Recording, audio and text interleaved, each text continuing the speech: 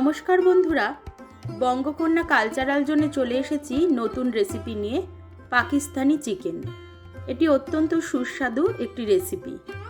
এর জন্য আমি নিয়েছি 1 কেজি মতো মাংস, চিকেন অবশ্যই, 2 বড় মাপের পেঁয়াজ, আর নিয়েছি আদা রসুন বাটা, ধনের গুঁড়ো, হলুদ, 2 টমেটো কোচানো, ঘি, গরম মশলা, ফ্রেশ ক্রিম আর কসুরি মেথি। এগুলো দিয়েই এই মাংসের প্রিপারেশনটা রান্না করতে হবে। এতে কিন্তু আমি কোনো তেলের ইউজ করব না। প্রথমে আমি একটা কড়াই বসিয়ে নিয়ে তাতে 6 চামচ মতো ঘি গরম করতে দেব। আগেই বললাম এতে কোনো তেলের ব্যবহার হবে না, কোনো রকম রিফাইন্ড অয়েল বা সর্ষের তেল এতে আমি ব্যবহার করব না। সম্পূর্ণ রান্নাটাই আমি করব ঘিয়ের মাধ্যমে। যখন আপনাদের ঘিটা গরম হয়ে যাবে, প্রথমে এই ঘিয়ের মধ্যে দিয়ে দিতে হবে 2 চামচ মতো রসুন বাটা আর 2 চামচ মতো আদা বাটা। এই আদা বাটা আর রসুন বাটাটা ঘিয়ের মধ্যে দিয়ে তারপর এটাকে ভালো করে ঘিয়ের সাথে মিশিয়ে নিতে হবে। যখন আদা রসুন বাটাটা দেখবেন ঘিয়ের সাথে খুব ভালোভাবে ভাজা ভাজা হয়ে গেছে, তখন আমি বেশ বড় মাপের 2 পেঁয়াজ কুচিয়ে নিয়েছি। এতে কিন্তু কোনো রকম পেঁয়াজের পেস্ট ব্যবহার হবে না, কোনো ইনগ্রিডিয়েন্টসই এখানে আমি পেস্ট হিসেবে ব্যবহার করব না, সব কিছুই কুচানো থাকবে। প্রথমে ঘিয়ের মধ্যে পেঁয়াজটা দিয়ে দেওয়ার পর পেঁয়াজটা ভাজা করার দরকার নেই, তাতেই আপনারা সাথে সাথে মিশিয়ে দেবেন যে মাংসটা ছিল। এতে কোনো রকম ম্যারিনেট করা মাংসের দরকার নেই, তবে মাংসের জলটা যেটা থাকবে সেটা খুব ভালোভাবে ঝরিয়ে নিয়ে তবেই মাংসটা দেবেন। তাতে কিন্তু মাংসের যে জলটা সেটা খুব একটা বেশি ছাড়বে না। আর এই রান্নাটাতে আমি কোনো রকম জলের ব্যবহার করব না। মাংস থেকেই যে রোগান বা জুসটা বেরোবে তার সাহায্যেই এই রান্নাটা হয়ে যাবে। পেঁয়াজ এবং মাংসটা দিয়ে দেওয়ার পর ভালো করে বেশ একটু ভাজা ভাজা করে নেওয়ার পর আমি এতে ব্যবহার করলাম 6টা মতো কাঁচা লঙ্কা। এই কাঁচা লঙ্কাটা চিড়ে আমি ব্যবহার করেছি। এতে কিন্তু কোনো লাল লঙ্কার গুঁড়ো বা ব্যবহার করব না, কারণ এই রান্নাটা খুব একটা ঝাল হয় না। যেহেতু এটি পাকিস্তানি চিকেন, এটা কোনো ভাত দিয়ে খাওয়ার আইটেম নয়, তাই এতে খুব একটা ঝালের ব্যবহার হয় না। মাংস, পেঁয়াজ আর কাঁচা লঙ্কাটা দিয়ে দেওয়ার পর বেশ ভাজা ভাজা করার পর এতে আমি অ্যাড করে দিলাম 1.5 চামচ মতন লবণ। লবণটা অবশ্যই আপনারা যে যার স্বাদ অনুসারে পরে টেস্ট করে দেখে নেবেন। আমি প্রথমে 1.5 চামচ মতো লবণ ব্যবহার করেছি।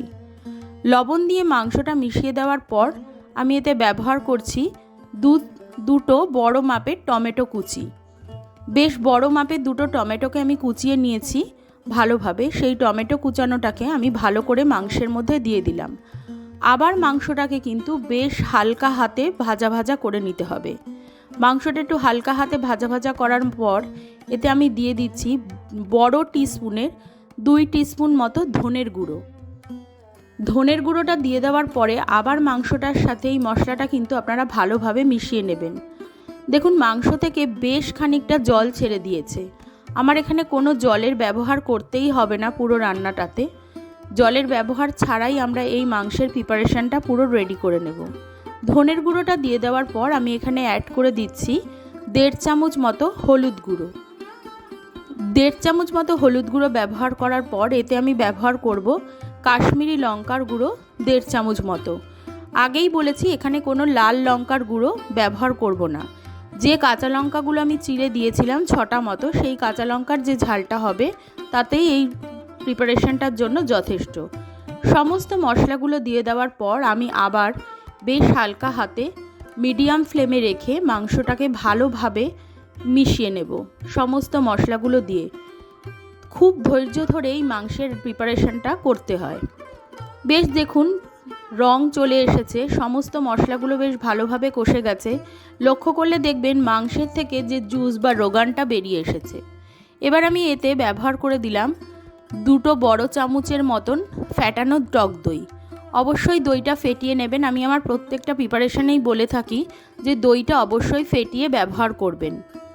দইটা ভালো করে দিয়ে দেওয়ার পর আবার মাংসটাকে ভালোভাবে নাড়াচাড়া করার পর এর মধ্যে আমি অ্যাড করে দিচ্ছি একটু বড় মাপের বাটার মানে আপনারা এখানে প্রায় 50 গ্রাম মতন বাটার ইউজ করবেন। বাটারটা মেল্ট হওয়ার পর এতে আমি অ্যাড করে দিলাম ফ্রেশ ক্রিম। আমি এখানে 4 থেকে 5 চামচ মতন ফ্রেশ ক্রিম অ্যাড করেছি। ফ্রেশ ক্রিমটা অ্যাড করার পর আবার মাংসটাকে আমি হালকা হাতে ভালোভাবে নাড়িয়ে নিলাম। এবার আমি এখানে অ্যাড করে দেব হাতে ক্রাশ করে কিছুটা কসৌরি মেথি। হাতে ক্র্যাশ করে দিলে কসৌরি মেথির যে সুগন্ধটা সেটা মাংসের মধ্যে ছড়িয়ে পড়ে। কসৌরি মেথিটা অ্যাড করার পর এরপরে আমি অ্যাড করে দেব 1.5 থেকে 1.25 চামচ মতন গরম মশলার গুঁড়ো। এই গরম মশলার গুঁড়োটা ব্যবহার করলেই কিন্তু আমাদের যে পাকিস্তানি চিকেন সেটা একেবারে রেডি হয়ে যাবে। সেই পাকিস্তানি চিকেনটা কিন্তু আপনারা ভাতের সাথে পরিবেশন করবেন না, কারণ এই চিকেনটা ভাতের সাথে খেতে খুব একটা ভালো লাগে না। তবে কুলচা, নান বা লাচ্ছা পরোটার সাথে কিন্তু আপনারা এটা অনায়াসে পরিবেশন করতে পারেন। আমি বলতে পারি এটা কিন্তু খেলে সবাই খুব প্রশংসা করবে, কারণ এটি একটি দুর্দান্ত স্বাদের চিকেন। আপনারা চাইলে এটা পোলাওর সাথে বা বিরিয়ানির সাথেও পরিবেশন করতে পারেন। যারা বিরিয়ানির সাথে চাপ পছন্দ করেন তারা একবার চাপের বদলে আমার কথা শুনে বিরিয়ানির সাথেও কিন্তু এই পাকিস্তানি চিকেন পরিবেশন করতে পারেন। দেখুন প্রচণ্ড সুন্দর একটা কালার এসেছে। আমার পাকিস্তানি চিকেন কিন্তু রেডি। আপনারা এটা গরম গরম পরিবেশন করবেন। ধন্যবাদ।